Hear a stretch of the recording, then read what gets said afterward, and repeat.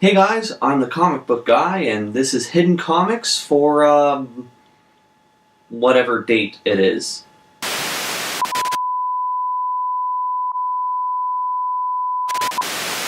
Alrighty, so this week we've got the 2000 AD title Dredd Underbelly, which has actually sold out, and I was actually pretty lucky to get this copy.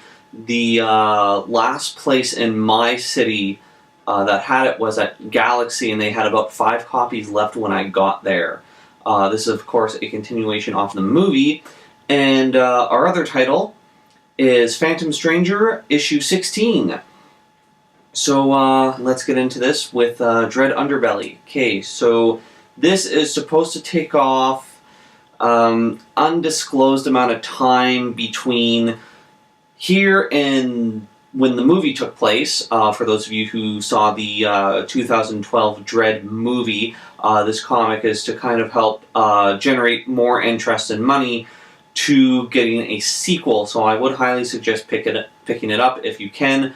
If you're unable to find a physical copy, you can, of course, buy a digital one from the 2000 AD website. In the book, we take, in terms with the movie, a more darker look at the world of Judge Dredd. We come across mutant trafficking. For those of you who don't remember, Judge Anderson, and yes, she does become a judge after the movie, is, of course, a mutant as well. She just looks like a human. So, the basic plot of the issue is Dredd goes out. We find that there's like a whole bunch of mutant trafficking going on that's kind of been shunned away from the eyes of the judges. And at the end of it, all the mutants get sent back to wherever it is they came from. And Anderson looks at Dredd and she says, how can you really call this justice? If those mutants had a useful gift like me, they'd be considered valued commodities. Which, was kind of like a sting in the eye to all Dredd fans, especially of the original comic book series, because a lot of Dredd fans, including myself, don't really like to admit that, this version of the law doesn't work. So that was a very interesting take on the Judge Dredd universe. I would definitely go give this a go out and buy it now, so that, top rating, go out and buy it now. There's one big thing, though. Okay, so I understand, why they got rid of the mother, because as far as we know, all she can do is sense where her son is. So, okay, not an immediate useful skill. I get that, I can understand that. But, her son can generate enough electricity with his body just by existing to kill someone. So theoretically, he could power a number of buildings, at least for a while. So here's my question. How is that useless? I mean, theoretically, if I had the power to generate that much electricity, I probably wouldn't be paying my electrical bill. I'd just, grab a wire inside the house every now and again, recharge the house, and then boom, we're good. So, I don't understand, how that's a useless ability. I mean, if the Justice Department didn't want him, I'm sure whoever it is that supplies Mega City 1 with its electricity would want him, but whatever, right? But yeah, aside from that one thing, that was the only flaw I could find with the issue, so definitely go out and buy it now. And with that being said, I guess we should move on to Phantom Stranger issue 16. Alrighty, so Phantom Stranger issue 16.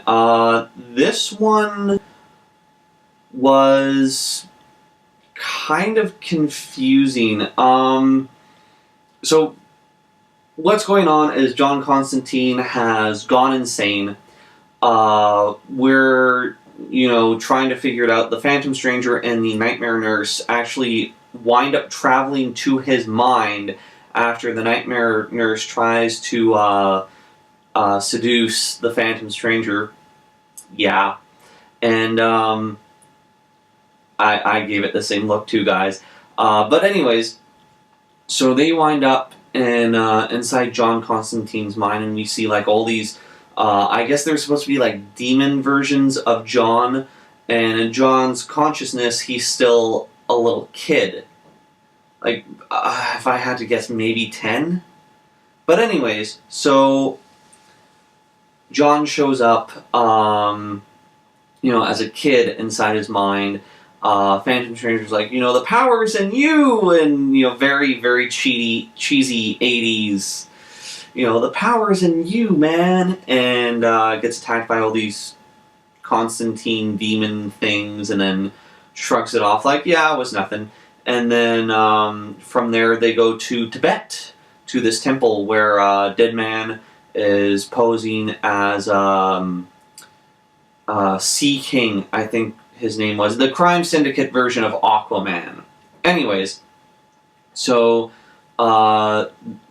they show up there. Of course, everyone else is inside this cloaking spell, and then it says, okay, we have to, fix all this before the spell wears off, or shit's gonna happen, and it pretty much ends there.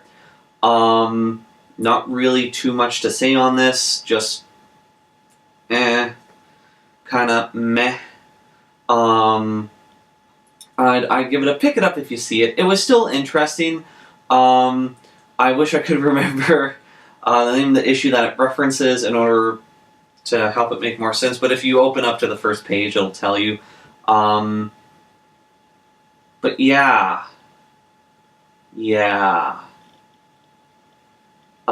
Anyways, as for Noah, he is not here this week, obviously. Unfortunately, he's sick. He's caught pretty much what everyone else has been getting around this area of town for the past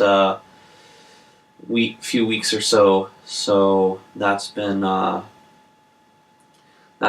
on. But yeah, I do expect him to be here next week, hopefully. So with that being said, I guess I'm the comic book guy. And oh wait, okay, before I go, so there have been a few, very few, people complaining about why we haven't done reviews for Earth 2. And I plan to change that. Unfortunately, it's the matter of, you see, I get my books from two different places. Hidden City Comics, which is where we normally record, and Galaxy Comics. And unfortunately, Hidden City gets their books a day after everyone else, because the couriers that they have kind of suck. So, yeah, I do plan to pretty much be giving Earth 2 along with the Valiant titles that I read their own shows. It's just a matter of trying to work things out, because again, that's also where I get all my Valiant stuff from. So that will be getting rectified soon. But anyways, I am the comic book guy, and I will catch you guys next time.